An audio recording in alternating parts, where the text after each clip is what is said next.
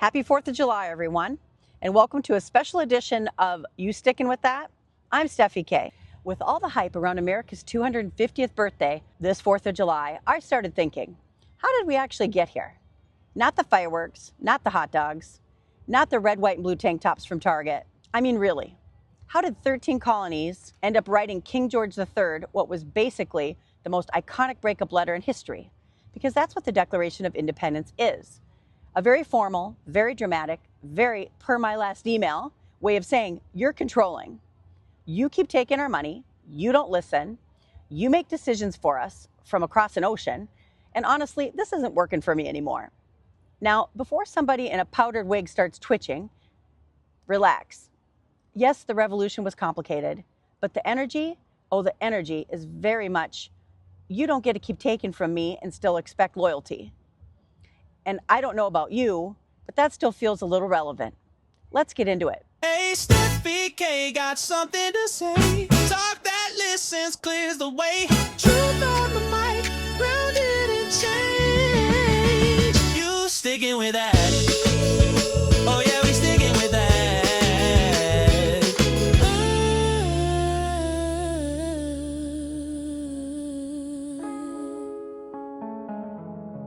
And today, we're talking about the Declaration of Independence, which sounds educational, but don't panic. No worksheets, no laser pointer, no dusty VHS cart rolling in like it owns the place, because history's not boring. It's people acting up, pushing back, making choices, and the rest of us living inside the aftermath. And this story, it's messy. You've got 13 colonies under British rule, a king across the ocean making decisions like he's running a group chat nobody asked to be in, taxes, rules, pressure, and eventually a whole lot of people saying, absolutely not. And let's clear something up early.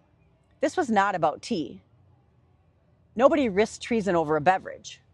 Nobody's like, I'd love a cup of Earl Grey and possibly execution. No, the tea was the symbol. The real issue, control. Britain kept saying, we make the rules. We take the money. We decide what happens. And the colonies finally said, are we still sticking with that? The answer was no. The colonies didn't wake up one morning like, you know what sounds fun? Treason. No, this was a buildup. Years of frustration, years of being told what to do, years of trying to be heard and being ignored. And if you've ever been in a situation where you keep explaining yourself and nothing changes, you know this phase. I'm trying to be reasonable, but you're testing my patience phase. And I've said this 3 ways and you're still acting confused phase. That's where they were. And once you hit that point, something is coming. Here's the issue in plain English. Britain wanted the colonies to pay taxes. The colonies were like, cool, where's our voice in that decision? Britain said, you don't have one. So let's translate. You want our money, you want our obedience, but you don't want our opinion. That's not a partnership. That is somebody reaching into your purse and telling you to relax. And listen, nobody loves taxes. But this wasn't about money. It was about being treated like you exist to serve someone else's system. Like your role is to contribute, but never question. And that gets old fast. Now, the Boston Tea Party. Yes, it was dramatic. Yes, it involved costumes. Yes, it sounds like a theme brunch gone wrong. But here's the twist. The tea was actually cheaper. So why were they mad? Because Britain was still controlling everything. Who sells, who profits, who decides? So the colonists said, oh, you're still not listening. Cool. And dumped 342 chests of tea into the harbor. That's not an accident. That's a statement. That's, I'm not arguing anymore. I'm making it weird. And Britain did not find it funny. Instead of talking it out, Britain said, oh, you don't like our control? Let's add more. Enter the intolerable acts. Closed ports, less self-government, more control, and that's when things shifted. Because now it wasn't just frustration, it was clarity. This isn't a misunderstanding, this is a pattern. And once you see the pattern, you can't unsee it. And this part matters.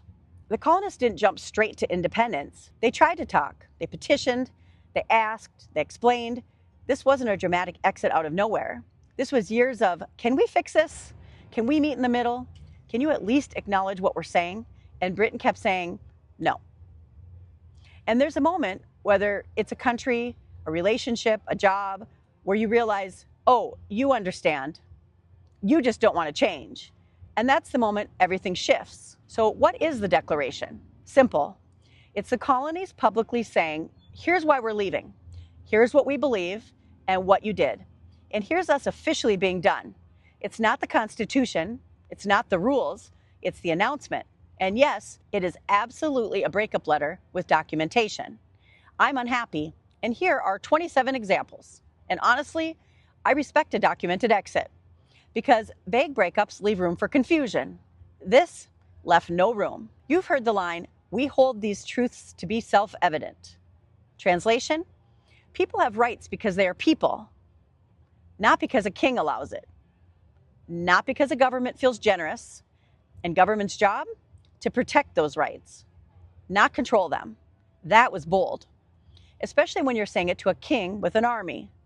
That is not a soft launch. That's, you have overstepped and we're done. Now here's where it gets fun, because the Declaration doesn't just say we're leaving, it says, and here's why, and then proceeds to absolutely unload.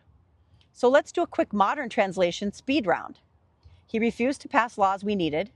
Translation, you ignore basic requests. He dissolved our legislatures. Translation, you shut down conversations when you don't like them. He kept troops here without consent. Translation, you show up uninvited and stay too long. He taxed us without representation. Translation, you take, and call it normal. He cut off our trade. Translation, you mess with our money. He denied us fair trials. Translation, you change the rules when it benefits you.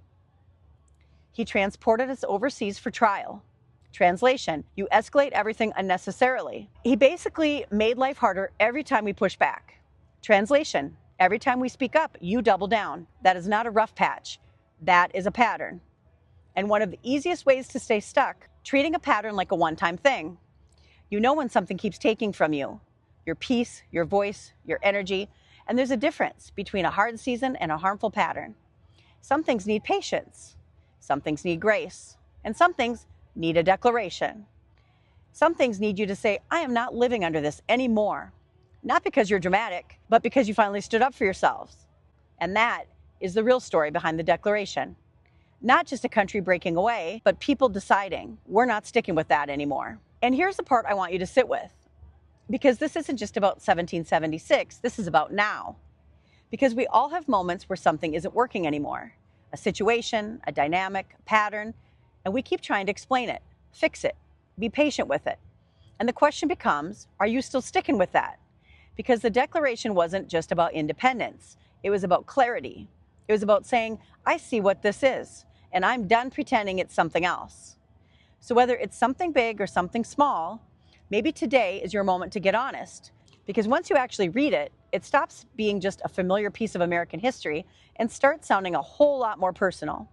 The part I keep coming back to is this. It's one thing to write those words. It's another thing to put your name under them. Now, this is where the story shifts from important to personal. Signing the Declaration was not symbolic fluff. It was dangerous.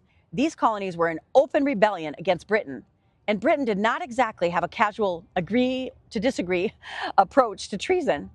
If the revolution failed, the men who signed the Declaration could have been arrested, tried, and potentially executed. So when we picture the Declaration, we should not picture 56 men casually wandering up with a feather pen like they're signing the guest book at a wedding. This was serious. They were putting their names on a document that directly challenged the authority of the British Crown. And that meant risk, real risk.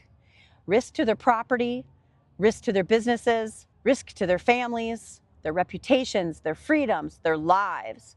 That famous closing line in the Declaration says, and for the support of this Declaration, with a firm reliance on the protection of divine providence, we mutually pledge to each other our lives, our fortunes, and our sacred honor.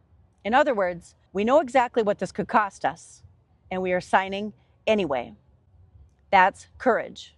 Not the kind you put in a pretty script font over a sunset and post on Instagram. The expensive kind. The kind where you don't know how it's going to turn out. You don't know if you're going to win. You don't know what the fallout will be. You just know you believe this enough to stake your name on it. And I think that matters, because it's easy to admire courage after It's successful. It's harder to understand while it's still terrifying. Now, I'm not going to do a roll call of all 56 signers because this is a podcast, not attendance.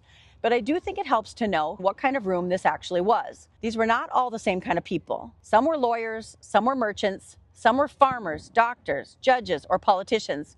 Some were wealthy, some were older, some were much younger, and some were already deeply involved in resistance to Britain. These men did not know how the story ended. We do. We know America wins the war. We know the colonies become the United States.